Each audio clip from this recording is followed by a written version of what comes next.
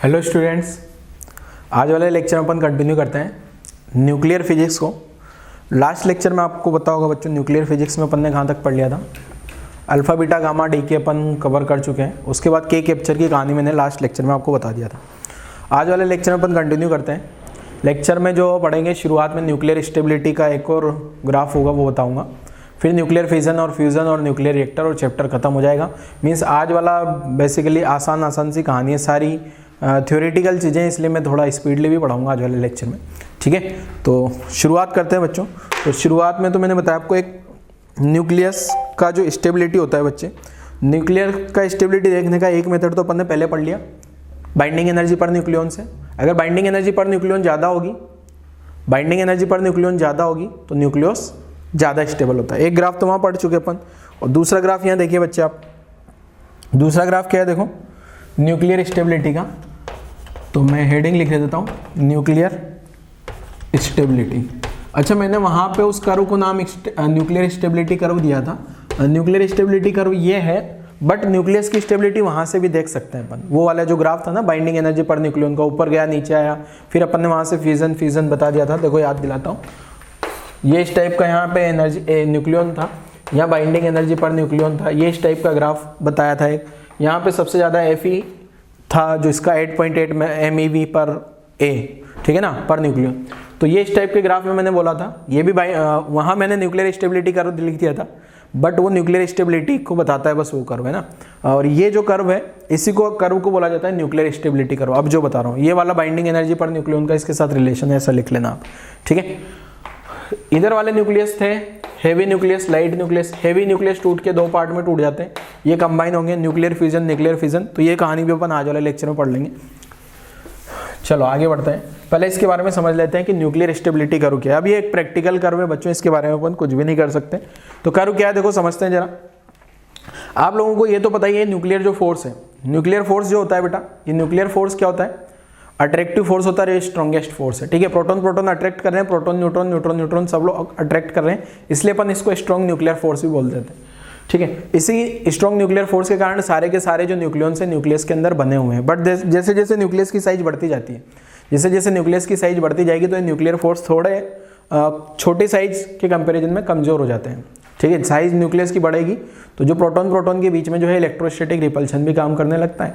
ठीक है, तो ऐसी सिचुएशन में अगर आप छोटे न्यूक्लियस देखोगे बेटा, जैसे C12 न्यूक्लियस देखोगे, तो इसमें क्या है, अगर मैं C12 न्यूक्लियस की बात करता हूँ बेटा, तो इसमें क्या है, जो C12 है ना, जैसे C12 है तो इसमें 6 प्रोटॉन है और साथ में ही 6 न्यूट्रॉन है। छोटा न्यूक्लियस है, 1H2 या 2He4।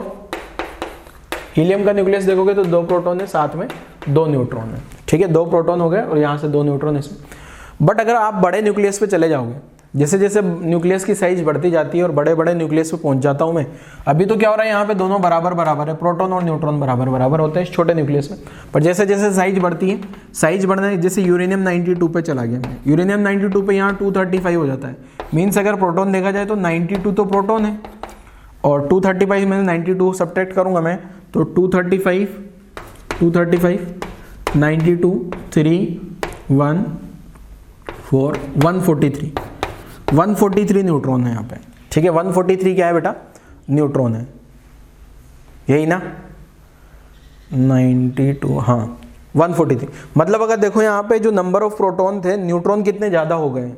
ठीक है, मतलब जैसे जैसे न्यूक्लियस की साइज बढ़ती जाती है ना, तो नंबर ऑफ न्यूट्रॉन्स बढ़ते चले जाते हैं, ये इसलिए बढ़ते हैं बेटा क्योंकि ये न्यूट्रॉन बढ़ जाएंगे तो न्यूक्लियर फोर्स को बढ़ा देंगे। ठीक है ना, जो हो क्या रहा था, जैसे जैसे न्यूक्लियस की साइज बढ़ती जा रही, अब वो जो प्रोटॉन, न्यूक्लियस की साइज बढ़ने पे ये प्रोटॉन के बीच में क्या होता है, रिपल्शन बढ़ता जाता है।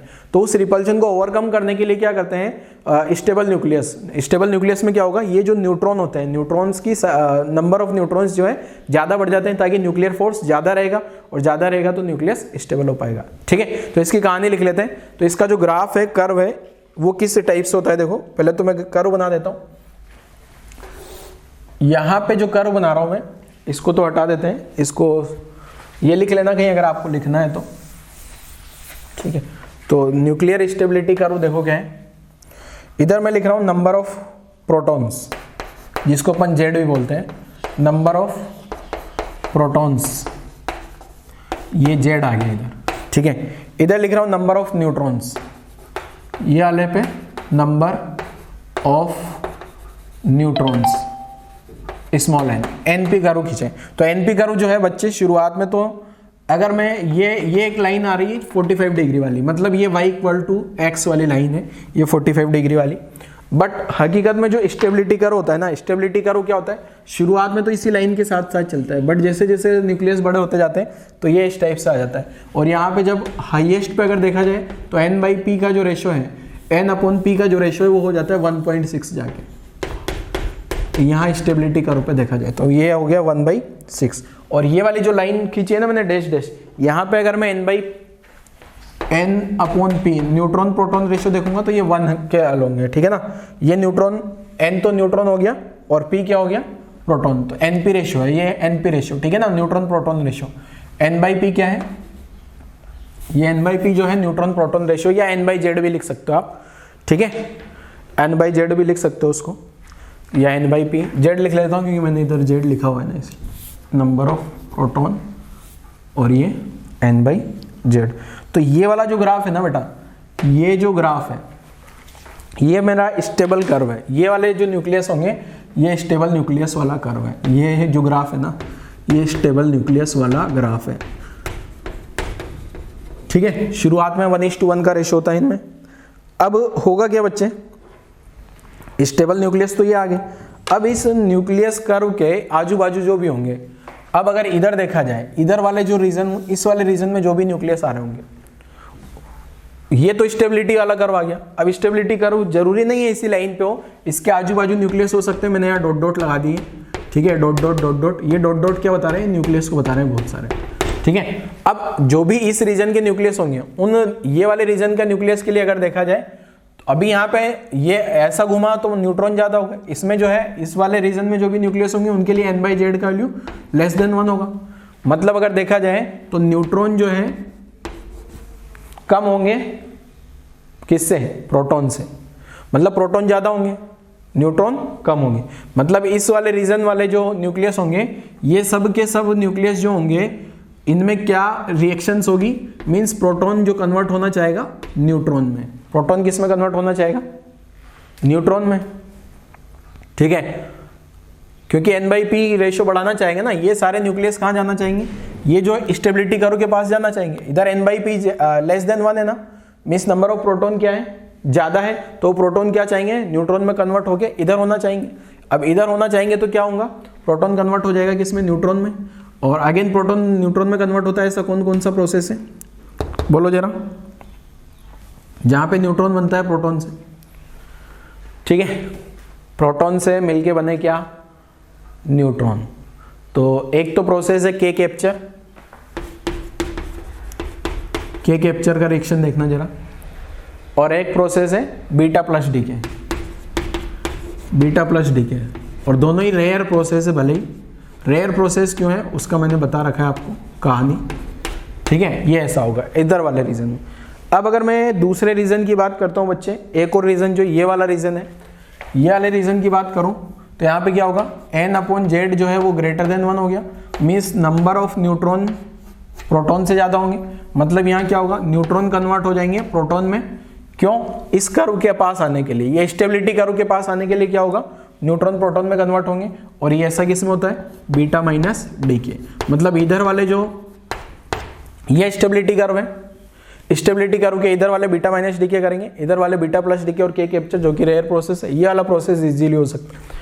वापस से समझाता हूँ क्या है, देखो कहानी, ये वाला जो ग्राफ बनाया है ये तो n/z1 और y = x वाली लाइन आ गई 45 डिग्री पे जस्ट मिडल में, ये स्टेबिलिटी कर्व है। स्टेबिलिटी कर्व में अपन कुछ नहीं कर सकते, ये थ्योरेटिकल कर्व है, मींस इंफॉर्मेशन आपको याद रखनी है ये ग्राफ की, ठीक है ना। ये इस टाइप का ग्राफ है, स्टेबल न्यूक्लियस। अब नंबर ऑफ न्यूट्रॉन क्यों बढ़ जाते हैं, क्योंकि वो जो इलेक्ट्रोस्टैटिक रिपल्शन है वो पिक्चर में आ जाता है। अब उसको ओवरकम करने के लिए न्यूट्रॉन बढ़ जाते हैं न्यूक्लियर फोर्स बढ़ाने के लिए, ठीक है ना। तो ये इस टाइप का ग्राफ आ गया स्टेबल न्यूक्लियस के लिए। अब स्टेबल न्यूक्लियस तो यही रीजन में आ रहे हैं, ठीक है, इधर वाला है और इधर वाला अनस्टेबल है, तो ये स्टेबिलिटी गेन करने के लिए क्या करेंगे, प्रोटॉन न्यूट्रॉन में कन्वर्ट होंगे या न्यूट्रॉन प्रोटॉन में कन्वर्ट होंगे। तो इस रीजन में क्या हो रहा है, ये वाले रीजन में अगर देखा जाए तो नंबर ऑफ प्रोटॉन ज्यादा है न्यूट्रॉन के कंपेरिजन में, तो प्रोटॉन कन्वर्ट होंगे न्यूट्रॉन में। और ऐसे दो प्रोसेस है, अपन पहले पढ़ चुके हैं, के capture and beta plus D के प्रीवियस लेक्चर में।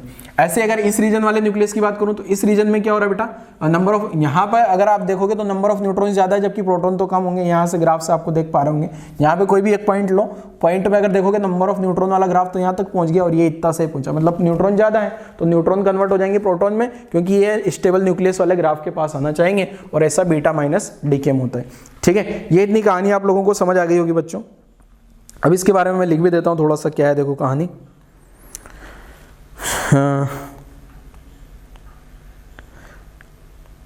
सॉलिड लाइन, लाइट न्यूक्लियस में तो n/z 1 होता है,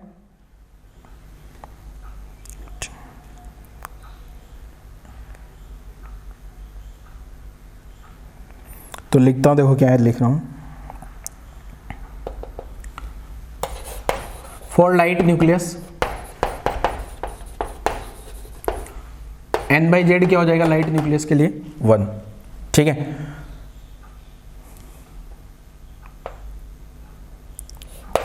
but n/z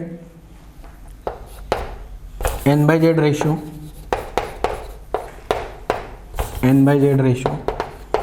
increases for heavy nucleus, for heavier nucleus। ठीक है, जैसा आप ग्राफ से देख पा रहे होंगे, क्लियर है।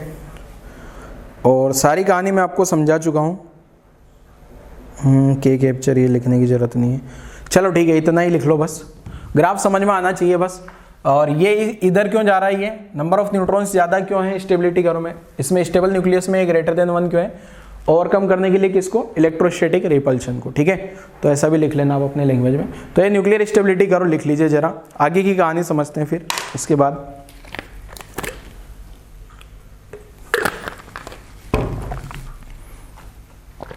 इसके बाद एक टर्म आती है nuclear fission and nuclear fusion. तो क्या है देखो, फिजन और फ्यूजन भी समझा देता हूँ, न्यूक्लियर फिजन में क्या होगा और न्यूक्लियर फ्यूजन में क्या होगा, इसके बारे में समझ लेते हैं जरा। तो पहले समझेंगे न्यूक्लियर फिजन के बारे में। ठीक है, यहाँ तक की कहानी आप लोगों ने लिख ली होगी, गायब करते हैं इसको।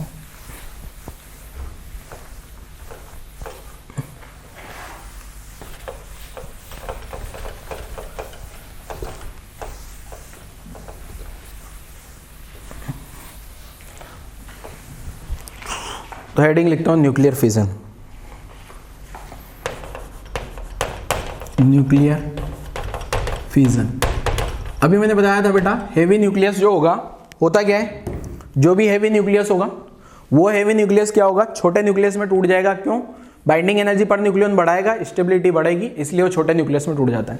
तो होता क्या है देखो हकीकत में, तो मैं लिख देता हूँ splitting of heavy nucleus, splitting of heavy nucleus. अब ये जो हेवी न्यूक्लियस है वो कौन से हैं, ए ग्रेटर देन 200 अप्रोक्स। ये अप्रोक्स आइडिया है बेटा, ऐसा कोई जरूरी नहीं है कि सर 199 वाले की क्या बात होगी, 201 230 कुछ भी लिखा जा सकता है, मैं एक आइडिया बता रहा हूँ, टेंटेटिव आइडिया। तो splitting of heavy nucleus into 2 or मोर, 2 में टूट सकता है, हो सकता है ज्यादा में भी टूट जाए, 2 और मोर लाइटर न्यूक्लियस, हल्के न्यूक्लियस में कन्वर्ट हो जाएगा। ठीक है, और हल्के न्यूक्लियस में कन्वर्ट होगा तो कुछ न कुछ मास में डिफेक्ट आएगा और कुछ न कुछ एनर्जी रिलीज होगी। ठीक है, when stuck by a slow neutron. देखो क्या है, क्वेश्चन बताता हूं आपको, जैसे कोई भी एक्स है, एक्स, ठीक है, या ए लिख देता हूं, कोई भी न्यूक्लियस ए है, उसने एक स्लो न्यूट्रॉन को ऑब्जर्व किया, स्लो न्यूट्रॉन होना चाहिए। ठीक है, अब ये कन्वर्ट हो जाता है न्यूट्रॉन को ऑब्जर्व करने के बी में। अब यहाँ होता है क्या है, बी जो होता है ना, ये अनस्टेबल है, ये क्या है, अनस्टेबल होता है, हाईली कन्वर्ट होता है। अब यहाँ कन्वर्ट हो गया सी प्लस डी में, या C+D+E में। ये इस टाइप की रिएक्शन मैंने न्यूक्लियर फिजन की लिख दी। अगर 1 मार्क में बोर्ड में इक्वेशन एक्सप्लेन करने के लिए आता है कि डिफाइन न्यूक्लियर फिजन, तो इतना सारा लिख देना, 1 मार्क में आता है तो splitting of heavy nucleus into 2 or more lighter nucleus when stuck by a slow neutron, और ये ऐसा लिख देना है। अब अगर आपको लगता है एनसीईआरटी की रिएक्शंस आपको याद हो तो एनसीईआरटी की रिएक्शन भी मैं लिखता हूं। देखो क्या होगा, यहाँ मास डिफेक्ट होगा, एक चीज और सुन लो, यहाँ कुछ न कुछ मास डिफेक्ट होगा, मास डिफेक्ट होगा तो एनर्जी रिलीज होगी, ठीक है। अब देखो यहां से यहां पे जा रहा है, अगर ये रिएक्शन यहां से इधर आ रही है, इसका मतलब यहां स्टेबिलिटी, ये सी और डी ज्यादा स्टेबल होंगे, और आपको ग्राफ भी पता है ये बाइंडिंग एनर्जी पर न्यूक्लियन का, बाइंडिंग एनर्जी पर न्यूक्लियन का जो ग्राफ है ये इस टाइप का था। यहाँ वाला न्यूक्लियस टूट के अगर मान लो 2 न्यूक्लियस में इसमें कन्वर्ट हो जाता है, तो ये हेवी, ये जो छोटे छोटे न्यूक्लियस बने हैं, जो छोटे छोटे न्यूक्लियस बने, मान लो ये 230 था, ये 230 है, ये कन्वर्ट हो गया एक तो 130 में और एक 100 में, तो ये जो है ये क्या आ गया अपने पास, ये जो न्यूक्लियस आ गए, ये न्यूक्लियस कौन से, स्टेबल न्यूक्लियस आ गए क्या, स्टेबल न्यूक्लियस से बाइंडिंग एनर्जी पर न्यूक्लियन क्या कर गए, इनकी इंक्रीज कर गए। तो कुल मिला के ये रिएक्शन हो रही है ना, तो binding energy per nucleon increase करती है और साथ में बाइंडिंग एनर्जी भी इंक्रीज करती है, कुछ न कुछ एनर्जी यहाँ पे रिलीज हो रही होती है, ठीक है। इस रिएक्शन में मास डिफेक्ट होता है और एनर्जी रिलीज होती है। तो वो सारी कहानी भी मैं लिख देता हूँ, फिर अपने को एक्चुअल रिएक्शन भी मैं लिख दूंगा, एक्चुअल रिएक्शन क्या है देखो। तो यहाँ तक की कहानी लिखता हूँ पहले तो,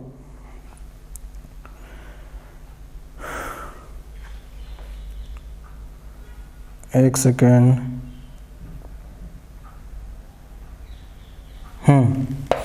यहां पे क्या लिख रहा हूं देखो, in nuclear fission, nuclear fission, जब भी न्यूक्लियर फिजन होगा मींस 2 पार्ट में टूटेगा, the total binding energy, total binding energy क्या करेगी, इंक्रीज करेगी। क्यों करेगी उसका रीजन बता दिया मैंने, ये स्टेबल न्यूक्लियस होंगे तो स्टेबिलिटी ज्यादा होगी, तो बाइंडिंग एनर्जी पर न्यूक्लियन भी ज्यादा होगी, तो बाइंडिंग एनर्जी भी ज्यादा होगी, बाइंडिंग एनर्जी इंक्रीजेस एंड जो होगा कुछ न कुछ मास डिफेक्ट होगा, and axis energy is released. Axis energy जो आएगा ना, एक्सिस एनर्जी इज रिलीज, जो बाइंडिंग एनर्जी का जो डिफरेंस होगा वो रिलीज होगा, और ये किसके कारण हो रहा होगा, ड्यू टू मास डिफेक्ट। यहाँ कुछ न कुछ मास डिफेक्ट जरूर होगा रिएक्शन में। अगर आपको इनिशियल और फाइनल मास दे दिया जाए, ए का मास दे दिया जाए, सी और डी का मास दे दिया जाए, तो ऑब्वियसली ए का मास ज्यादा होगा, तो मास डिफेक्ट निकाल के Q equal to delta MC square लगा के आप आंसर भी निकाल सकते हो, ठीक है। यहाँ तक की कहानी आ गई होगी आप लोगों को समझ में। अब अगर मैं बात करूँ यूरेनियम की, एक्चुअल में रिएक्शन कौन सी होती है यहाँ पे वो समझा देता हूँ। यूरेनियम जो है, यूरेनियम 92 235, एक न्यूट्रॉन स्लो, धीरे धीरे ये न्यूट्रॉन आना चाहिए, धीरे से प्यार से। अगर ये न्यूट्रॉन आता है तो ये कन्वर्ट हो जाएगा, इसको इसने एब्जॉर्ब किया, यहाँ लिखा भी था मैंने, स्लो न्यूट्रॉन अगर एब्जॉर्ब कर लेगा, स्टक चिपक जाता है इससे, तो यहाँ पे कन्वर्ट जाता है अपने पास क्या, यूरेनियम 236। अब ये जो यूरेनियम 236 से 92, जैसे ये यूरेनियम बना, यहाँ से रिएक्शन लिखना बड़ा आसान है क्या, नीचे जेड ऐड कर दिया, ऊपर ऐड कर दिया। अब ये यहाँ से ये रिएक्शन चलती है। अब ये रिएक्शन चलने के बाद होगा क्या बेटा, यहाँ पे 3 डिफरेंट प्रोडक्ट बन सकते हैं, अलग अलग प्रोडक्ट्स बन सकते हैं यहाँ पे, ठीक है। तो वो सारे प्रोडक्ट कैसे बनते हैं देखो मैं लिखता हूँ। अब ये रिएक्शन देखो, अगर न्यूक्लियर फिजन का 1 मार्क में आता है तो ये लिख दो, और अगर बोर्ड के लिए जेईई नीट में ये रिएक्शन रटने की जरूरत नहीं है, बोर्ड के लिए अगर ज्यादा मार्क्स जैसे 2 मार्क में आ गया तो ये रिएक्शन लिखनी पड़ेगी आपको। यहाँ से रिएक्शन अलग अलग तरीके से चल सकती है। क्या क्या प्रोडक्ट बन सकते हैं मैं सारे प्रोडक्ट लिख देता हूँ, ठीक है ना, डायरेक्ट लिखूंगा मैं। तो क्या क्या रिएक्शंस पॉसिबल हो सकती है वो लिखता हूँ। देखो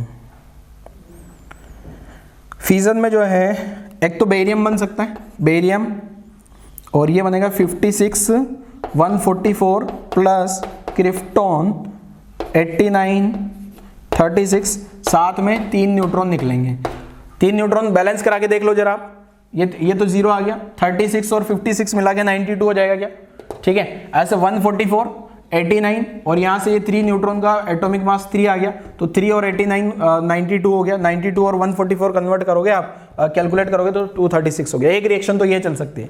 ये जो रिएक्शन चली इसमें 3 न्यूट्रॉन रिलीज हुए। अब ये यहाँ पे कुछ न कुछ मास डिफेक्ट हुआ होगा, जो एनर्जी आई है वो तीनों प्रोडक्ट को मिलती है और तीनों प्रोडक्ट भागते हैं। कैलकुलेशन नहीं करनी कौन किधर भाग रहा है, बट ये न्यूट्रॉन फास्ट हो जाता है यहाँ से। ये न्यूट्रॉन जो एब्जॉर्ब किया था स्लो था, और ये वाला न्यूट्रॉन जो निकल के आया ना, अब एक न्यूट्रॉन गया था रिएक्शन में, एक यूरेनियम से मिलके 3 न्यूट्रॉन निकाल दिए उसने। एक तो ये रिएक्शन हो सकती है 3 न्यूट्रॉन निकल सकते हैं, या फिर हो सकता है 4 न्यूट्रॉन निकले। 4 न्यूट्रॉन निकलने के लिए देखो रिएक्शन कैसी है, एक और रिएक्शन ये हो सकती है, यहाँ पे बने Sb13351 प्लस साथ में बन जाए Nb9941, साथ में 4 न्यूट्रॉन। अब मैं रिएक्शन बैलेंस करके नहीं बता रहा हूँ आपको, ठीक है, रिएक्शन बैलेंस खुद से कर लेना। या फिर हो सकता है 2 ही न्यूट्रॉन निकले, Xc140 xenon 54 plus Sr94 38, balance करना है यार, 2 न्यूट्रॉन निकलेंगे। अब देखो जेई में क्वेश्चन आएगा तो क्या आएगा, जेई में क्वेश्चन ये इस टाइप से आता है कि ये वाले प्रोडक्ट आपको नहीं दिए गए होंगे, तो ये प्रोडक्ट आपको वो वाली रिएक्शन दे दी जाएगी, ये दे दी जाएगी। यहाँ पे मैंने ये वाली रिएक्शन 3 बार नहीं लिखी, एक ही बार लिख दी, क्योंकि यहाँ तक की रिएक्शन सेम है। इसके बाद ये, अब यहाँ पे हो क्या रहा है बच्चे, ये रिएक्शन हो सकती है, ये भी हो सकती है, ये भी हो सकती है, क्योंकि ये सब के सब स्टेबल न्यूक्लियस है, एनर्जी रिलीज होगी, कुछ न कुछ मास डिफेक्ट होगा। अब यहाँ पे जो मास डिफेक्ट है, अब अपने को मास डिफेक्ट यहाँ पे अगर एक यूरेनियम टूटता है तो ऑलमोस्ट 0.2 AMU, कितना, अभी मैं लिख दूंगा 0.2 AMU का मास डिफेक्ट होता है। कितना बच्चे, 0.2 एटॉमिक मास यूनिट, इतना मास डिफेक्ट होता है। उतने मास डिफेक्ट के करस्पॉन्डिंग मैं एनर्जी निकालूंगा तो इंटू 931 करूंगा। अब 931 को मैं 1000 मान लेता हूं अप्रोक्स, तो 1000, तो ये अप्रोक्सीमेट एनर्जी रिलीज हो रही है 200, इसको मल्टीप्लाई करो ना 0.2 को 931 से, तो MeV में आंसर आएगा। तो इस एक यूरेनियम के टूटने से 200 mega electron volt energy release होती है, एक यूरेनियम के टूटने से। अब एक यूरेनियम तो नहीं होगा, बहुत सारे यूरेनियम टूटेंगे तो यहां से बहुत सारी एनर्जी निकलेगी, ठीक है। तो ये सारी कहानी भी मैं आगे लिख देता हूं, पहले यहां तक की कहानी लिख लो आप वीडियो पॉज करके, ठीक है। मैं वापस बोल रहा हूं बच्चों, अगर आप बोर्ड के लिए जब भी एग्जाम देने जाओ ये रिएक्शन रट लेना, क्योंकि ये जनरली ये रिएक्शन भूल जाते हैं, ठीक है। JEE नीट में जरूरत नहीं है, क्योंकि वहां तो आपको बैलेंस कराने के लिए पूछेगा प्रोडक्ट, ठीक है। नोट कर लो जरा यहां तक की कहानी, फिर आगे लिखता हूं, ये वाली रिएक्शन के बारे में लिखता हूं, और आगे कितना एनर्जी रिलीज हो रहा है, कितना मास डिफेक्ट हो रहा है, वो सारी कहानी समझ लेते हैं। चलो ये आगे बढ़ते हैं।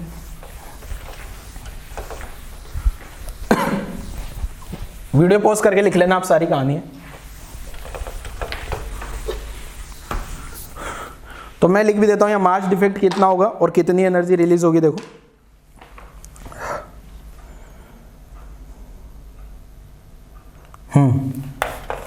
पहला तो पॉइंट क्या लिख रहा हूं, देखो एवरेज जो है ना, ऑन एन एवरेज कितने इलेक्ट्रॉन निकल रहे हैं, 2.5 न्यूट्रॉन,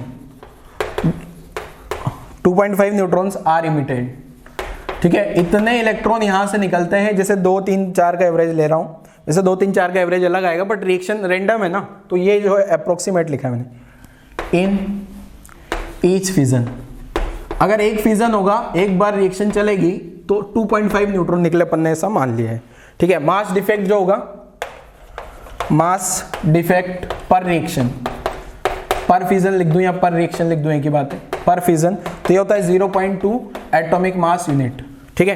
तो Q वैल्यू क्या आ जाएगी, Q वैल्यू और बाइंडिंग एनर्जी का जो डिफरेंस आएगा, तो एनर्जी रिलीज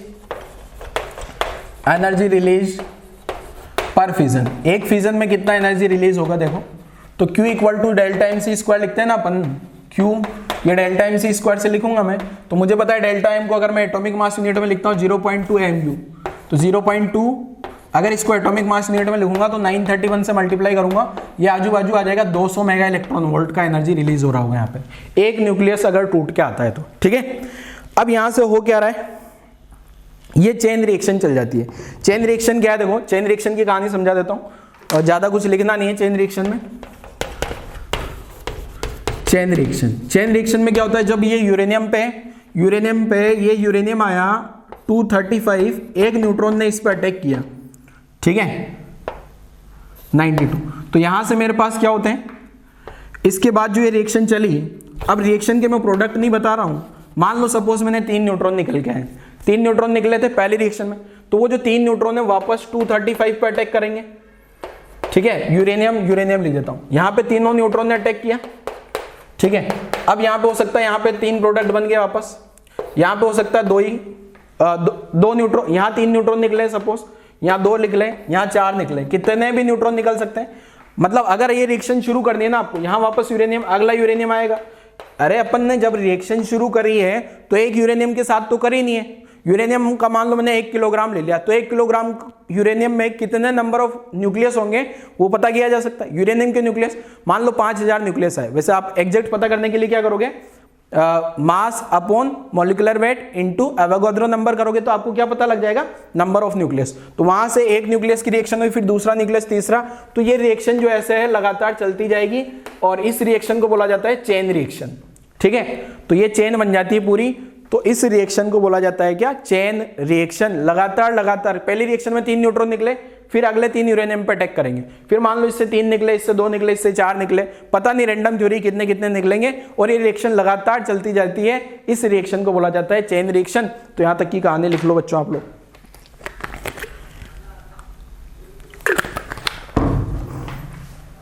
ये जो मास डिफेक्ट हुआ एक फिजन में हुआ, एक में इतना एनर्जी रिलीज हुआ एक रिएक्शन में। तो यहां तक आते आते तो कितनी सारी रिएक्शन हो गए, देखो 1 2 3 4 5 6 7 8 9 10 11 12 13, तो 13 इंटू 200, इतना सारा एनर्जी रिलीज हो रहा है।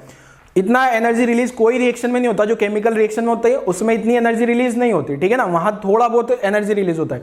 तो इस एनर्जी को कुछ न कुछ यूटिलाइज किया जाए तो क्या होता है, नाम सुना होगा आपने न्यूक्लियर पावर प्लांट या न्यूक्लियर रिएक्टर। तो न्यूक्लियर रिएक्टर क्या होता है, दोनों सेम चीज है। Nuclear reactor nuclear power plant के अंदर होता है। वो कैसे काम करता है, यहां से जो एनर्जी रिलीज हो रही है, अब इस एनर्जी को कैसे न कैसे ऐसा कुछ काम में लिया जाए कंस्ट्रक्टिव वर्क में, ठीक है ना।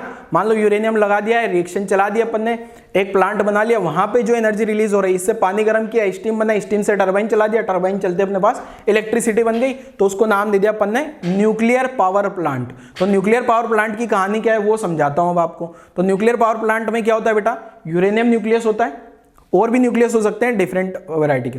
तो अब मैं न्यूक्लियर रिएक्टर की कहानी समझा रहा हूं। न्यूक्लियर पावर प्लांट के अंदर एक होता है न्यूक्लियर रिएक्टर। न्यूक्लियर रिएक्टर में क्या होता है, एक पूरा रिएक्टर होता है बहुत बड़ा सारा, और उस रिएक्टर के अंदर ये फ्यूल होता है, इसको बोलते हैं यूरेनियम फ्यूल या न्यूक्लियर फ्यूल। तो न्यूक्लियर फ्यूल कौन होता है, यूरेनियम। अब इस यूरेनियम पे क्या होता है, एक न्यूट्रॉन लेके आते हैं अपन कहीं ना कहीं से, वो न्यूट्रॉन लाके गिरा दिया। अब वो न्यूट्रॉन जैसे ही लेके आता हूं मैं, इससे रिएक्शन हुई, पिछली रिएक्शन में समझाया था। तो यहां से जब एक बार ये रिएक्शन शुरू हो जाती है ना, तो फिर लगातार चलती रहती है। अब दिक्कत क्या है, जब अपन न्यूट्रॉन लेके आए तो यहाँ पे मुझे न्यूट्रॉन चाहिए होते हैं स्लो न्यूट्रॉन। जैसे यहाँ न्यूट्रॉन निकल के आते हैं ना, ये सारे न्यूट्रॉन, ये सारी की सारी एनर्जी न्यूट्रॉन तीनों प्रोडक्ट में डिवाइड होती। जैसे भी मैंने प्रोडक्ट बनाए थे पिछले वाली रिएक्शन में, तो वो न्यूट्रॉन में और बेरियम क्रिप्टॉन उनमें डिवाइड होती है। तो खुद ये जो न्यूट्रॉन निकल के आते हैं फास्ट होते हैं। अब इनको स्लो करने के लिए क्या करते हैं अपन, अपन ने एटॉमिक कोलिजन पढ़ा था क्या, न्यूट्रॉन को हाइड्रोजन से कोलिजन करा दो, दोनों का मास ऑलमोस्ट सेम होता है। अगर हाइड्रोजन रेस्ट में है, न्यूट्रॉन आके कोलाइड करेगा, इलास्टिक कोलिजन मान ले, तो सारी की सारी एनर्जी किसको मिल गई, हाइड्रोजन को।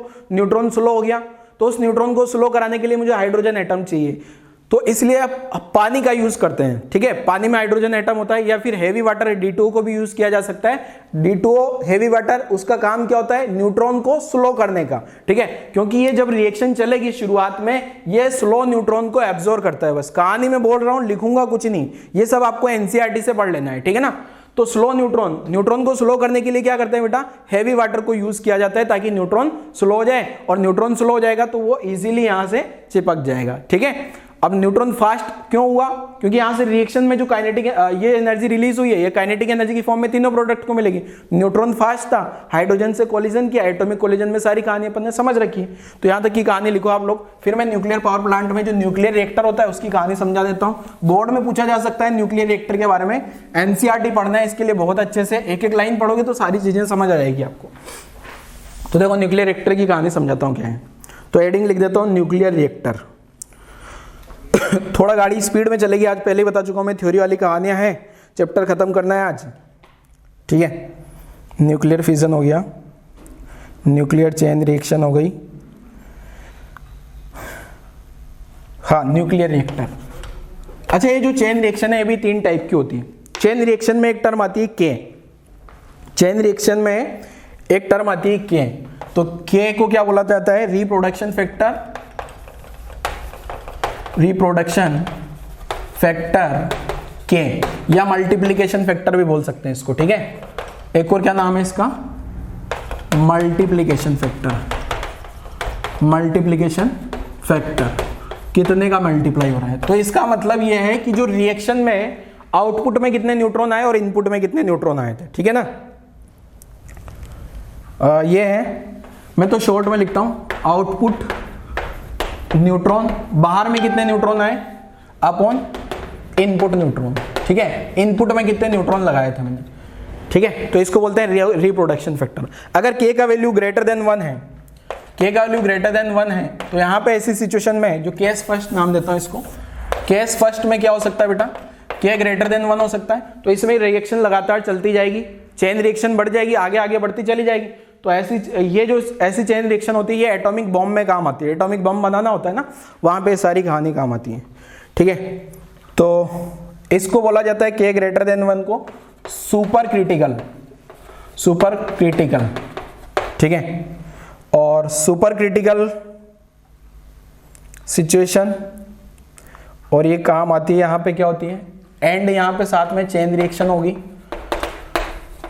और चेन रिएक्शन में भी ये काम आती है कहाँ, एटम बम बनाने में, बनाना हो तो बना सकते हो, ठीक है। दूसरा केस सेकंड बढ़ा रहा हूँ, case second k equal to 1, ये कंट्रोल सिचुएशन है, जितने न्यूट्रॉन जाएंगे उतनी ही रिएक्शन होगी, जितने शुरुआत में न्यूट्रॉन है उतने ही न्यूट्रॉन बाद में निकल रहे हैं, तो इसको कंट्रोल रिएक्शन बोल सकते हैं अपन। तो k इक्वल टू 1 की जो है क्रिटिकल, इसको क्रिटिकल सिचुएशन बोला जाता है, एंड साथ में ये सस्टेन चेन रिएक्शन है, ठीक है, इसको बोला जाता है चेन रिएक्शन। जो होगी यहाँ पे वो क्या होगी, विल बी स्टेडी, मीन्स कोई ज़्यादा दिक्कत वाली बात नहीं है, और सस्टेन है, मीन्स बंद नहीं होगा, कुछ कुल मिला के रिएक्शन चलती रहेगी लगातार। केस थर्ड में क्या हो सकता है बेटा, अगर k का वैल्यू लेस देन 1 है, k का वैल्यू लेस देन 1 है, इसको बोला जाता है सब क्रिटिकल, और ऐसी सिचुएशन में थोड़ी देर बाद चेन रिएक्शन खत्म हो जाएगी, क्योंकि नंबर ऑफ न्यूट्रॉन ही नहीं बचेंगे, तो चेन रिएक्शन क्या हो जाएगी, यहाँ पे चेन रिएक्शन स्टॉप हो जाएगी, chain reaction will be retard, पहले तो रिटार्ड होगी, धीमा धीमा हो जाएगी, and finally stop, finally ultimately उसको रुक ही जाना है, ठीक है, ऐसा होता है। अब न्यूक्लियर रिएक्टर की कहानी समझते हैं, यहाँ तक की कहानी लिख लो, फिर न्यूक्लियर रिएक्टर के बारे में समझ लेते हैं क्या है। देखो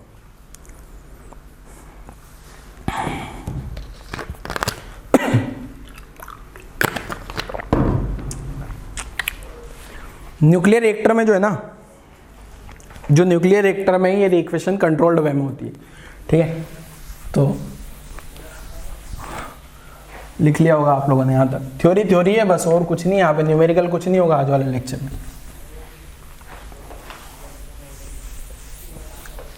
अबे सही से मिट जाना यार, क्यों नाटक कर रहा है, पता नहीं क्या है।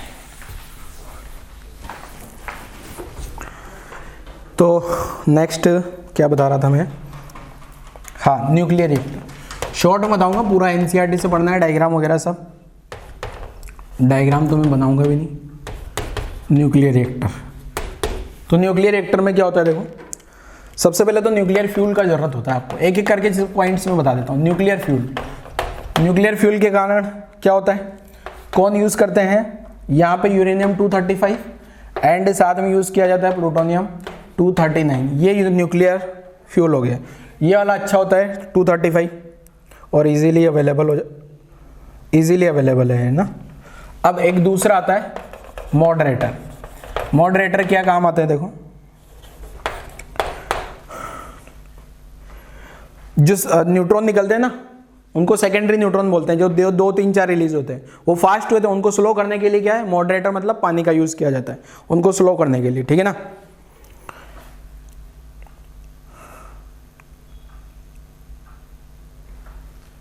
तो मॉडरेटर की कहानी लिखता हूं, ये क्या करते हैं, इनका क्या फंक्शन है, it's function is to slow, किसको स्लो करना है, is to slow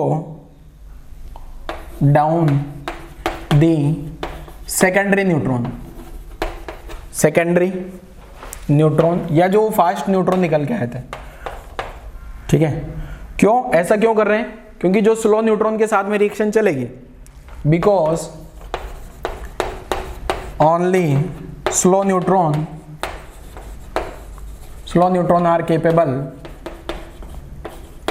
are capable for the fission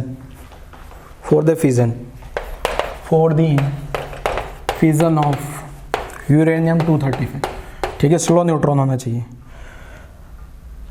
और साथ में मॉडरेटर ऐसा होना चाहिए जो न्यूट्रॉन को एब्जॉर्ब ना कर ले, पता लगे न्यूट्रॉन को ही खा गया वो। मॉडरेटर शुड बी लाइट, हल्का होना चाहिए, should be light, and it should not observe neutron को एब्जॉर्ब नहीं करना चाहिए। इसके लिए जो होता है अपन यूज करते हैं किसको, D2O को। याद रखना एग्जाम में पूछा जा सकता है, D2O को यूज करते हैं इसके लिए, ठीक है ना। हैवी वाटर यूज, ये मॉडरेटर आ गया। इसके बाद एक आता है कंट्रोल रोड्स। अब क्या होता है भाई साहब, अगर एक बार रिएक्शन चल गई ना तो न्यूट्रॉन निकलते जा रहे हैं और ये न्यूट्रॉन निकलते जा रहे हैं तो चेन रिएक्शन चल गई। तो अगर अब मान लो एक बार मैंने प्लांट शुरू कर दिया और बाई चांस कुछ इमरजेंसी में प्लांट बंद करना पड़ा तो बंद तो हो ही नहीं पाएगा, या फिर अपन चाहते हैं दिन में प्लांट चले, रात को बंद रहे, या फिर कुछ और भी रीजन से बंद करना पड़े, तो एक बार चेन रिएक्शन तो चल गई, न्यूट्रॉन आ गए, मॉडरेटर वगैरह सब लगा रखे अपन ने, रिएक्शन तो लगातार चल रही है, तो क्या कुछ किया जाए कि वो बंद हो जाए। तो इसके लिए एक टर्म होती है कंट्रोल रोड्स। कंट्रोल रोड्स क्या है, देखो प्लांट के अंदर कुछ, ये जो प्लांट है मान लो ये न्यूक्लियर रिएक्टर का डायग्राम बना दिया मैंने, ये न्यूक्लियर रिएक्टर आ गया, मोटी मोटी दीवारें होती है इसमें, क्योंकि न्यूक्लियर रिएक्शन चलती है और न्यूक्लियर रिएक्शन चलती है ना, तो फिर वहां पे जो है मोटी मोटी दीवारें होना इसलिए जरूरी है क्योंकि अल्फा बीटा गामा डीके होता है, और जो गामा रेज होती है वो बहुत ज्यादा खतरनाक होती है। तो गामा रेज खतरनाक होती है, वो दीवारों को भी पार कर जाती है, बहुत ज्यादा एनर्जी पेनिट्रेटिंग पावर ज्यादा होती है, इसलिए बहुत मोटी मोटी दीवारें बनाई जाती है न्यूक्लियर रिएक्टर की, अगर आपने कभी देखी हो तो। और वहां पे ज्यादा साल काम भी नहीं कर सकते क्योंकि गामा रेज निकलती है, आदमियों को कोई भी इंसान अगर वहां काम कर रहे हैं तो उनको कैंसर होने के बहुत ज्यादा चांसेस होते हैं, ठीक है। इसलिए शायद मुझे नहीं पता वहां जल्दी रिटायरमेंट एज में वहां पे कम होती है 50 साल, जैसे नॉर्मल 60 साल होती है गवर्नमेंट जॉब में, बट न्यूक्लियर पावर प्लांट में हो सकता है 60 ना हो 50 हो। ये जो दीवारें हैं बहुत बड़ी बड़ी सी बनाई जाती हैं, ठीक है, बड़ी बड़ी पूरा कमरे, अपने जितने बड़े बड़े रूम है ना उतनी बड़ी बड़ी दीवारें होती है 10-10, 15-15 फीट की, ताकि वो गामा रेस पूरी बाहर नहीं आए, पूरी तरह से पूरा शील्ड किया जाता है। अब ये है अपने पास कंट्रोल रोड। अब ये कंट्रोल रोड क्या करती है बेटा, ये कंट्रोल रोड जो है न्यूट्रॉन को एब्जॉर्ब कर लेती है। कंट्रोल रोड्स जो है ना ये मूवेबल है, मतलब इनको बाहर भी निकाल सकते हो आप, बाहर निकालोगे तो रिएक्शन हो जाएगी, अंदर लाओगे तो सारे न्यूट्रॉन को एब्जॉर्ब कर लेगी, न्यूट्रॉन एब्जॉर्ब होते ही रिएक्शन खत्म, सारे न्यूट्रॉन ही एब्जॉर्ब कर लेते हैं। तो न्यूट्रॉन ये जो है कंट्रोल रोड के फॉर्म में अपन यूज करते हैं क्या, कैडमियम या बोरॉन, ठीक है, क्योंकि ये न्यूट्रॉन को एब्जॉर्ब कर लेते हैं। तो कंट्रोल रोड्स क्या करती हैं, ये कंट्रोल करती है किसको, कंट्रोल चेन रिएक्शन। कैसे करती हैं, एब्जॉर्ब कर लेती है किसको, एब्जॉर्ब करती है किसको, न्यूट्रॉन को। कौन कौन होता है ये, बोरॉन एंड कैडमियम, CD लिख दूं या पूरा लिखूं, कैडमियम रोड्स आर यूज्ड, क्योंकि ये न्यूट्रॉन को एब्जॉर्ब कर लेती है, दोनों की ये प्रॉपर्टी होती है, ठीक है। तो थर्ड हो गया कंट्रोल रोड। इसके बाद आता है एक अपने पास क्या, कूलेंट। कूलेंट क्या है, कोई भी गर्मी वगैरह हो तो ठंडक कर दो बस, और कुछ काम नहीं है। तो कूलेंट की फॉर्म में जो यूज करते हैं अपन, पानी, कुछ नहीं है पानी, ठीक है। रिएक्शन होगी, एनर्जी रिलीज होती है, तो सारी कहानी खत्म। नोट कर लो जरा यहाँ तक की कहानी नोट कर लो जल्दी से। अब इसका पूरा डायग्राम तो मैं नहीं बना रहा बच्चे, अगर आप एनसीईआरटी में देखोगे तो न्यूक्लियर रिएक्टर का एक डायग्राम होता है। डायग्राम किस टाइप का होगा ये मैं बता देता हूँ, बट बनाऊंगा नहीं क्योंकि डायग्राम थोड़ा बड़ा है, एग्जाम में पूछा जा सकता है, बोर्ड में, जेईई में कोई काम नहीं है उसका, ठीक है। ये इस टाइप का डायग्राम होता है, यहाँ पे, यहाँ से कुछ एनर्जी के लिए यहाँ पे, और फिर यहाँ से टरबाइन पे जाएगा, ठीक है। यहाँ से एनर्जी वापस से हो क्या रहा है, देखो यहाँ पे न्यूक्लियर रिएक्शन चली, यहाँ से स्टीम जाती है, यहाँ से टरबाइन घूमता है, स्टीम वापस से अगर पानी में कन्वर्ट होगी तो वापस इधर भेज देते हैं बैक, फिर वापस वो यहाँ से हो क्या रहा है, मैं रियलिटी बता देता हूँ, डायग्राम आपको याद रखना है। न्यूक्लियर रिएक्शन चल रही है, एनर्जी रिलीज हो रही है, वो एनर्जी से कहीं ना कहीं अपन ने पानी से स्टीम बना लिया, और स्टीम से अपन ने टरबाइन चला दिया, और जो वापस स्टीम पानी में कन्वर्ट हो गई उसको इधर ला दिया, ठीक है। ये पूरा एक्चुअल डायग्राम आप एनसीईआरटी में देखना, बोर्ड में पूछा जा सकता है, क्योंकि बोर्ड वालों के इस टाइप के क्वेश्चन फेवरेट क्वेश्चन होते हैं। तो न्यूक्लियर रिएक्टर का डायग्राम थोड़ी थोड़ी कहानी मैंने यहाँ समझा दी, और उसका जो वर्किंग प्रोसेस है वो आपको पढ़ लेना है, मैंने बता दिया, ठीक है। तो नोट करो जल्दी से यहाँ तक की कहानी नोट कर लीजिए जल्दी से न्यूक्लियर रिएक्टर के बारे में।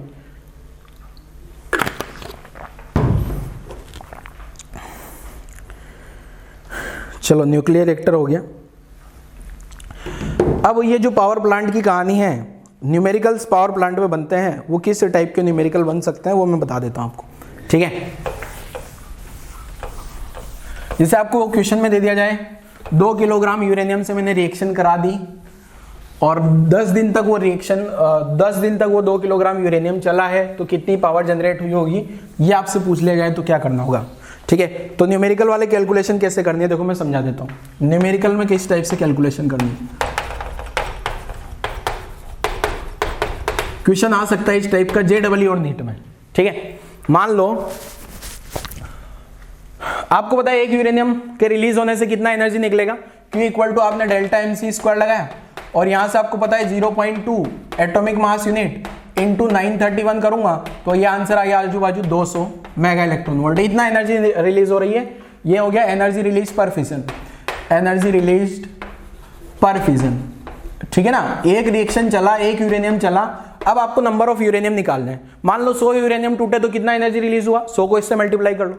एक यूरेनियम टूटा तो एक यूरेनियम टूटने से इतना एनर्जी निकला, 100 टूटा होगा तो इंटू 100 कर दो, 10,000 टूटा होगा तो इंटू 10,000 कर दो। अब आपका टारगेट है क्या निकालना, नंबर ऑफ यूरेनियम। तो नंबर ऑफ यूरेनियम कैसे निकालेंगे, इसमें वापस से अपने को केमिस्ट्री लगा लेनी है, ठीक है। तो केमिस्ट्री किस टाइप से लगाएंगे देखो, सपोज आपको दे दिया जाए m जो है मास ऑफ यूरेनियम या जो भी देखो यहां पे होगा क्या, अगर पूरा का पूरा यूरेनियम कन्वर्ट हो जाता है तो अभी आपको क्या करना है, यहां से कहानी समझा देता हूं मैं। ये एक फिजन का इतना एनर्जी रिलीज हो रहा है, एक फिजन का इतना एनर्जी रिलीज हुआ गया। अब आपको केवल ये निकालना है कि नंबर ऑफ यूरेनियम कितने हैं। अगर आपके पास नंबर ऑफ यूरेनियम पता लग गए तो आंसर आ जाएंगे। तो नंबर ऑफ यूरेनियम पता लगाने के लिए क्या करेंगे, आपको यूरेनियम फ्यूल का मास दे दिया जाएगा। पहले सपोज m दे दिया, m जो है मास ऑफ यूरेनियम 235 फ्यूल, इसका मास दे दिया आपको, ठीक है। ये मान लो 2 kg 3 kg जो भी दे दिया, तो आप इससे मोल में कन्वर्ट कर लोगे क्या। मोल कैसे आ जाएगा, मास को ग्राम में रख लेना अपॉन या मोलिकुलर वेट, ठीक है। नंबर ऑफ यूरेनियम निकालने के लिए क्या करोगे, इसको मल्टीप्लाई कर देंगे किससे, मास जो ग्राम में आया है अपने पास में अपॉन जो मोलिकुलर वेट अपने पास में है उसको मल्टीप्लाई कर दिया आपने Na से, तो नंबर ऑफ यूरेनियम आ गए। इतने सारे यूरेनियम रिएक्शन कर रहे हैं। अब कितनी एनर्जी रिलीज होगी, तो टोटल एनर्जी रिलीज निकालूं। टोटल एनर्जी रिलीज रटना कुछ भी नहीं है बेटा, सारी फिजिकली सोच लेना है। तो मास अपॉन मोलिकुलर वेट, ये मास जो है ग्राम में लिख लेना है यहाँ पे, अगर किलोग्राम में तो ग्राम में कन्वर्ट करना, इंटू Na इंटू एक यूरेनियम का 200 है तो इंटू क्यू वैल्यू लिख लूंगे यहाँ पे, क्यू वैल्यू ये आ गई, ठीक है। अब अगर मुझे पावर चाहिए तो ये एनर्जी आ गई, तो पावर क्या आ जाएगा, पावर क्या लिख दूंगा, पावर मुझे पता है एनर्जी अपॉन टाइम। अब कितने दिन में रिएक्शन करानी ये आपको देख लेना है, तो टाइम लिख लेना है यहाँ पे, ये लिखो m अपॉन मोलिकुलर वेट, ये in gram into Na into Q upon यहाँ टाइम लिख लेना है, ठीक है। अगर इफिशियंसी दिया हुआ 100% इफिशियंसी तो ये इतना जनरेट हुआ, बाहर कितना आ रहा है इफिशियंसी भी कन्वर्ट कर लेना। नीट आपको पता होगा पावर क्या होता है, output power upon input power. तो ये इस टाइप से कैलकुलेशन की जा सकती है। अगर आपको यूरेनियम फ्यूल दे दिया जाए, यूरेनियम फ्यूल रखना, मोलिकुलर वेट आपको पता है 235 इज मोलिकुलर वेट पता है, Na का वैल्यू पता है, क्यू वैल्यू रिएक्शन का क्यू वैल्यू मैंने यहाँ बता दिया आपको 200, क्वेश्चन में दिया हो तो ठीक है, वरना क्वेश्चन में मास डिफेक्ट दिया होगा तो क्यू वैल्यू निकाल लेना, यहाँ रख देना, अपॉन टाइम करना, पावर आ जाएगा। कभी कभी इफिशियंसी दिया जाएगा तो ये इतनी पावर तो इनपुट आई, आउटपुट पावर निकालने के लिए क्या करोगे, इफिशियंसी लिख लेना, output power upon input power. कहानी लिख लो जल्दी से, यहाँ तक की कहानी लिखो। अगर कोई न्यूमेरिकल मिलता है इससे रिलेटेड तो मैं करवा देता हूँ, बाकी अपन आगे बढ़ते हैं।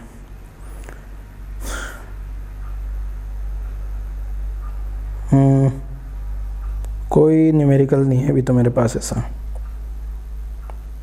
आप ट्राई करना, इस टाइप का क्वेश्चन आया हुआ है JEE और में, ठीक है। चलो अभी है नहीं मेरे पास, तो न्यूमेरिकल कैलकुलेशन लिख लेना है, मैंने बता दिया। अच्छा, डायरेक्ट क्वेश्चन में ये भी दिया जा सकता है कि 2 किलोग्राम यूरेनियम पूरा का पूरा कन्वर्ट हो जाता है, 2 किलोग्राम, तो mc² लगा के एनर्जी निकाल लेना, ठीक है। पावर निकालने के लिए बेसिक कैलकुलेशन आपको फिजिक्स की आनी चाहिए, तो आप आंसर निकाल पाओगे, ठीक है। तो ये हो गया अपना। नेक्स्ट हेडिंग पे आता हूँ, न्यूक्लियर फ्यूजन। ये फ्यूजन वाली कहानी थी। नेक्स्ट हेडिंग लिख लेता हूँ, न्यूक्लियर फ्यूजन। तो न्यूक्लियर फ्यूजन में क्या है देखो, न्यूक्लियर फ्यूजन हाई टेम्परेचर पे होता है। जो लाइट न्यूक्लियस होंगे, दो लाइट न्यूक्लियस जुड़ के बड़े न्यूक्लियस में कन्वर्ट हो जाएंगे, और जो बड़ा न्यूक्लियस होगा उसका बाइंडिंग एनर्जी पर न्यूक्लियन ज्यादा होगा, क्योंकि वो ज्यादा स्टेबल है, तभी तो ऐसा हो रहा है। ये रिएक्शन हाई टेम्परेचर पे होती है, पहले बता देता हूँ। हाई टेम्परेचर पे सारी रिएक्शंस होती है, कुछ न कुछ मास डिफेक्ट होगा, एनर्जी रिलीज होगी। क्या रिएक्शन होती है मैं बता देता हूँ, देखो लिख भी देता हूँ क्या है। ये सारी कहानी हो क्यों रही है, अगेन जो न्यूक्लियर फ्यूजन प्रोसेस है क्यों हो रहा है, स्टेबिलिटी गेन करने के लिए, ठीक है ना। तो न्यूक्लियर चेन रिएक्शन फ्यूजन हो गया,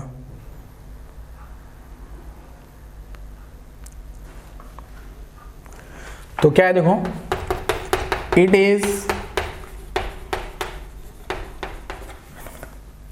is phenomena of fusing two or more light nucleus, lighter nucleus to form a single heavy nucleus, ठीक है। सिंगल हेवी न्यूक्लियस में कन्वर्ट हो जाएगा, मतलब A जो A प्लस B दो लाइटर न्यूक्लियस है, कन्वर्ट हो गए एक हेवी न्यूक्लियस में, साथ में कुछ न कुछ एनर्जी रिलीज हुआ है, तो वो क्यू कहाँ से निकाल लेंगे अपन, डेल्टा MC स्क्वायर से, ठीक है। जितना भी एनर्जी यहाँ से मास डिफेक्ट हुआ होगा उससे निकाला जा सकता है, ठीक है ना। सारी कैलकुलेशन अपन कर लेंगे यहाँ पे। अब वापस से मैं अगर NCERT वाली रिएक्शंस लिखता हूँ बेटा, ठीक है, NCERT वाली रिएक्शन लिख देता हूँ, देखो क्या है। वैसे तो इसको बोलते हैं proton proton cycle, proton cycle, जो कि सन पे हो रहा है, ठीक है। कहाँ हो रहा है ये, सन, मतलब सन का जो इतना सारा एनर्जी सन रिलीज कर रहा है ना, वो उसका रीजन है प्रोटॉन प्रोटॉन साइकिल, या इसको PP साइकिल भी बोल दिया जाता है। तो रिएक्शन क्या है, देखो मैं रिएक्शंस लिख रहा हूँ। 1H1 प्रोटॉन और प्रोटॉन ने मिला के क्या बना लिया, 1H2, और साथ में एक पॉजिट्रॉन बनाया। और आपको पता है जब भी पॉजिट्रॉन बनता है एंटी न्यूट्रिनो, और इसके साथ में 0.42 MeV एनर्जी रिलीज हो रही है। साथ में एक प्रोटॉन और एक इलेक्ट्रॉन कंबाइन हुआ, एक रिएक्शन और बनी, गामा फोटोन बने, इसमें भी एनर्जी रिलीज हुआ 1.02 MeV का, ठीक है। इसके बाद में एक रिएक्शन 1H2, जहाँ पे 1H2 बना है, ये 1H2 वापस ये प्रोटॉन से कंबाइन होगा, रिएक्शन रटनी है और कुछ नहीं किया जा सकता बेटा, 2He3 में कन्वर्ट हुआ, साथ में गामा फोटोन, साथ में एनर्जी निकला है 5.49 MeV का, ठीक है। फिर ये जो 2He3 बना है, ये 1H1 से वापस कन्वर्ट होके बना लेता है बेटा क्या, सॉरी 2He3 कुछ गड़बड़ कर दिया,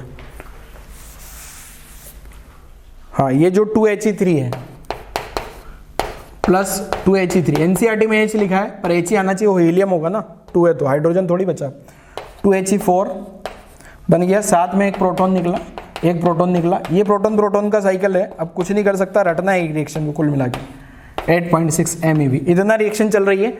चारों रिएक्शन को 1 2 3 4 नाम दे दिया गया है, और अगर आप NCERT पढ़ोगे तो बोला है कि चारों को 2 से मल्टीप्लाई करो, चारों रिएक्शन को 1 2 3 4, ठीक है।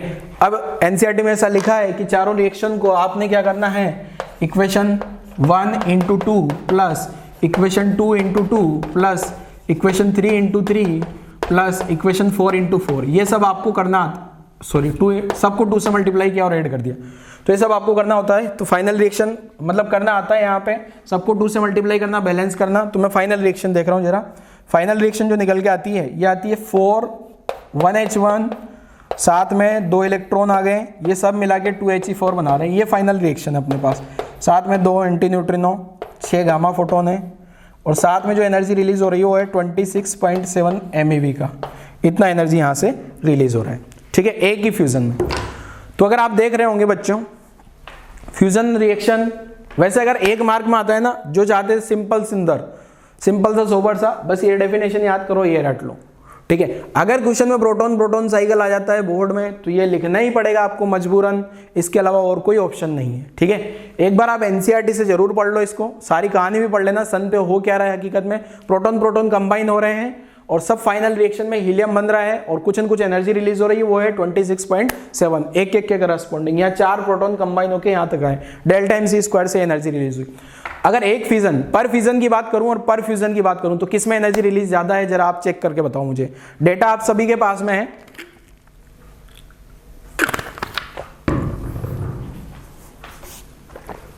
फ्यूजन के डेटा अभी थोड़ी देर पहले बताया था मैंने, वो पता है। फ्यूजन और फ्यूजन दोनों के डेटा है, तो पर फ्यूजन या पर फ्यूजन किस में एनर्जी रिलीज ज्यादा है ये आपको बताना है, जल्दी से बताओ। मैं इसको मिटा लेता हूं जब तक आप लोग सोच लो। नहीं सोच पाए होंगे कोई दिक्कत नहीं है, मैं लिख दूं।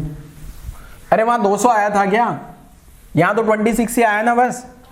तो एनर्जी रिलीज की कहानी लिख देता हूं, किस में ज्यादा एनर्जी रिलीज हो रहा है, ठीक है।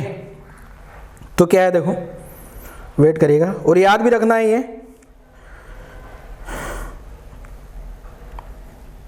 कहां गया, हाँ सबसे पहले तो जो है फ्यूजन वाली जो रिएक्शन होती है ये हाई टेम्परेचर पे होती है,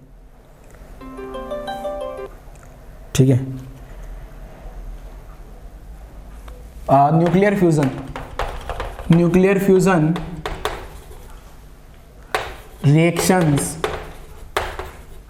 टेक जब भी तो सन पे हो रही है plus at ultra high temperature, मतलब बहुत ज्यादा टेम्परेचर चाहिए, अल्ट्रा हाई टेम्परेचर। आपको पता भी है सन का टेम्परेचर तो, ठीक है, अप्रोक्सीमेट कितना 10⁷ केल्विन से लगा के 10⁹ केल्विन, ठीक है। 8 हाई प्रेशर, अगर प्रेशर ज्यादा हो तो भी हो सकती है। 8 high pressure it can take plus at low temperature, at low temperature also, कम टेम्परेचर भी हो जाएगी पर प्रेशर ज्यादा होना चाहिए। और जब ये रिएक्शन होती है तो न्यूक्लियस को पास लाना पड़ेगा, बहुत पास में, फर्मी ऑर्डर के पास में। अब जैसे एक प्रोटॉन है दोनों पे पॉजिटिव चार्ज होता है, रिपल्शन होता है, तो उनको पास लाने के लिए कुछ न कुछ एनर्जी लगेगी। ऐसे ऑटोमेटिक पास थोड़ी आ जाएंगे, कुछ न कुछ एनर्जी चाहिए ना। दोनों प्रोटॉन तो कूलाम, इलेक्ट्रोस्टैटिक तो रिपल्शन हो रहा है, तो पास लाने के लिए मुझे पहले कुछ न कुछ एनर्जी चाहिए, तो वो थर्मल एनर्जी से आती है, ठीक है।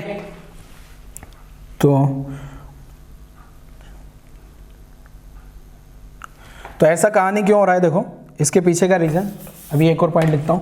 For these reactions to take place, nuclei should be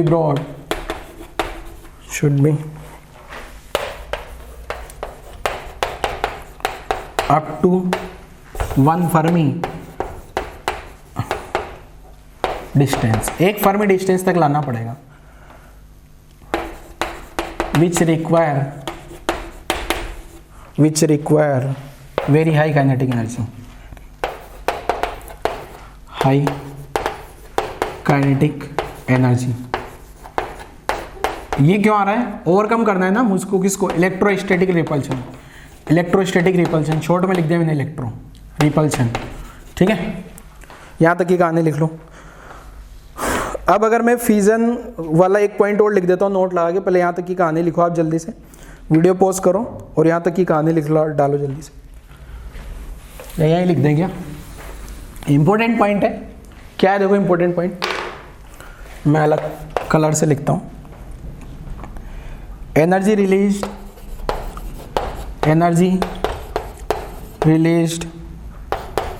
पर फ्यूजन, फ्यूजन में जो एनर्जी रिलीज है वो ज़्यादा है, किससे, एनर्जी रिलीज पर फ्यूजन, ये तो सबको पता है, कोई दिक्कत नहीं है इसमें। एक और, अगर आपको बोल दिया जाए energy per nucleon, energy release नहीं लिख रहा हूँ, एनर्जी पर न्यूक्लियन की बात की जाए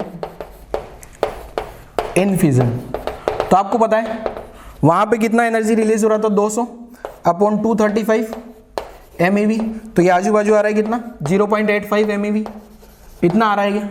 और यहाँ पे भी मैं साइन नहीं लगा रहा हूँ, यहाँ पे लिख रहा हूँ एनर्जी पर न्यूक्लियन, न्यूक्लियन इन फ्यूजन। अभी आप लोगों ने फ्यूजन में देखा होगा, ये जो एनर्जी रिलीज हो रही थी अप्रोक्सीमेट 26 आई थी और 4 MeV, तो ये कितना आ रहा है अप्रोक्स 6.5 MeV। तो आपको पता लग गया होगा ये ज़्यादा है। अगर पर यूनिट मास का बोल दिया जाए ना, पर न्यूक्लियन की जगह पर यूनिट मास, तो भी यही वाला इक्वलिटी होल्ड होगा, ठीक है, पर यूनिट मास। क्योंकि पर यूनिट मास में क्या होगा बेटा, पर यूनिट मास में क्या होगा, फ्यूजन वाली रिएक्शंस बहुत सारी हो जाएगी। 1 किलोग्राम यूरेनियम लूंगा, 1 किलोग्राम प्रोटॉन लूंगा, तो प्रोटॉन में तो बहुत सारे प्रोटॉन आ जाएंगे, बट यूरेनियम में कम आएंगे, तो इसमें रिएक्शन कम होगी, कम एनर्जी रिलीज होगी इसके कंपैरिजन। यहां तक की कहानी लिख लो जल्दी से, यहां तक की कहानी लिखो। वीडियो पॉज करके लिख लीजिए जल्दी से। चलो लिख लिया आप लोगों ने, आई थिंक गायब कर देना है।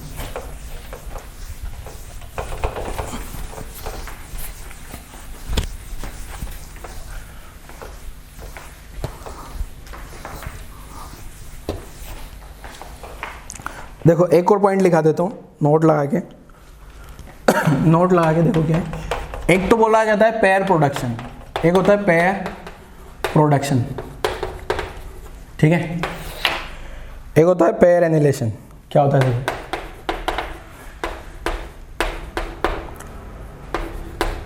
एनहीलेशन। तो देखो क्या है दोनों में कहानी क्या है, पहले तो कहानी समझा देता हूँ। इसमें गामा फोटोन होगा, वो E+ में और साथ में E- में कन्वर्ट हो जाए। इसमें E+, 2 पेयर गामा कन्वर्ट हो गए, गामा फोटोन में कन्वर्ट हो जाए, ठीक है। अब यहाँ पे एक इलेक्ट्रॉन के मास के करस्पॉन्डिंग अगर मैं एनर्जी निकालता हूँ, ठीक है, इसका E = mc² से, तो इसका जो रेस्ट मास एनर्जी है, इसका जो रेस्ट मास एनर्जी आता है वो आता है 0.5 MeV। The energy equivalent to rest mass of E- और E+, ये आता है 0.51 MeV। मतलब अगर कोई भी गामा फोटोन प्रोटॉन, देखो हो क्या रहा है, पेयर प्रोडक्शन। पेयर प्रोडक्शन का मतलब क्या है, एक फोटोन मिलके क्या बना दे, पेयर प्रोडक्शन का मतलब क्या है, एक सेकंड रुकिएगा,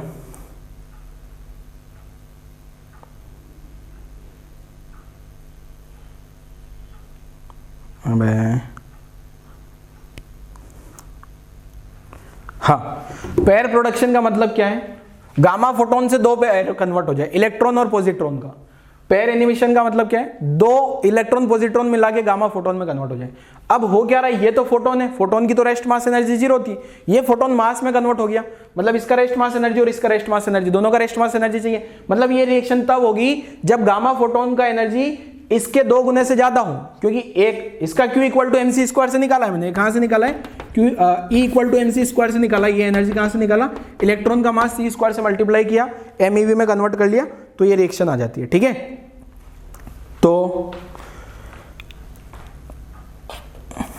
तो for pair production, for pair production, pair production के लिए क्या होना चाहिए, energy of photon, energy of photon, जो फोटोन का एनर्जी है, कौन सा फोटोन है, gamma photon, energy of gamma photon, ये क्या होना चाहिए, ग्रेटर देन 1.02 MeV। अगर इससे ज्यादा होगी ना तो फिर काइनेटिक एनर्जी में डिवाइड हो जाएगी। मान लो 5 MeV है, तो इतना तो चला गया उनका रेस्ट पास एनर्जी में, इसको अप्रोक्सीमेट 1 मान लिया, ठीक है, 1 मान लिया। अब 5 MeV का फोटोन है, तो एक तो यहाँ चला गया पेयर प्रोडक्शन में, बाकी जो 4 बचा वो दोनों को दोनों को काइनेटिक एनर्जी मिल जाएगा, ठीक है। अगर इससे ज्यादा एनर्जी है ना, इससे ज्यादा एनर्जी है तो उनकी काइनेटिक एनर्जी पे आ जाएगा वो, ठीक है। तो काइनेटिक एनर्जी निकालना हो मुझे, काइनेटिक एनर्जी ऑफ E+ और E-, तो क्या हो जाएगा, टोटल एनर्जी -1.02/2 कर लेना, दोनों में बराबर बराबर डिवाइड हो गया, ठीक है। और अगर इससे कम एनर्जी है ना, अगर कोई गामा फोटोन का एनर्जी है 0.8 MeV, तो उससे पेयर प्रोडक्शन नहीं होने वाला, ठीक है। अब यहां से कितना एनर्जी रिलीज होगी, यहां से ΔMc² लगा के निकाल सकता हूं मैं, ठीक है। यहां पे भी एनर्जी रिलीज होगी, तो एनर्जी का कैसे आ जाएगी, ये दोनों मास गायब हो गए ना, तो Q equal to delta M C square लगा लो, या फिर ये equal to M C square लगा के यहाँ तक लिख डालो बच्चों। ठीक है, तो इस टाइप से बच्चों मेरे एंड पे तो ये चैप्टर कंप्लीट हो गया। बाकी इसमें थ्योरी है, थ्योरी ज़्यादा मैं लिखाता नहीं हूँ जनरली, फिर भी मैंने इतना सारा आपको कहानी समझा दी है बच्चों।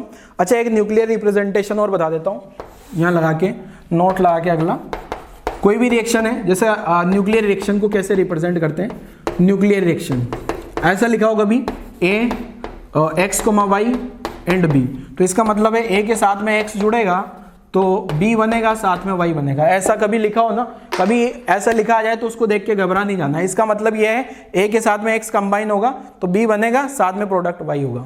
ठीक है, ये इस टाइप से न्यूक्लियर रिएक्शन। तो ये इस टाइप से बच्चों अपन ने चैप्टर पूरा कंप्लीट कर लिया है। आई थिंक आप लोगों को सारा सब कुछ समझ आया होगा। आसान चैप्टर है, बोर्ड के लिए भी बस कैलकुलेशन है, कैलकुलेशन बहुत ज्यादा होती है। मैंने ज्यादा न्यूमेरिकल कराया नहीं, न्यूमेरिकल प्रैक्टिस आपको कर दी है।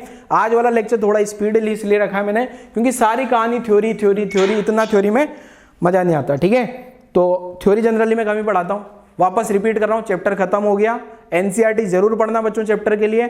नेक्स्ट चैप्टर शुरू करेंगे अपन वे ऑप्टिक्स। वे ऑप्टिक्स पढ़ने से पहले अगर आपको टाइम मिले तो रे ऑप्टिक्स को फटाफट एक बार रिवाइज कर लो। कुछ नहीं करना, बस फॉर्मूले देखने हैं, कोई न्यूमेरिकल अटेम्प्ट नहीं करना, सारे फॉर्मूले देख लेने और कुछ नहीं करना।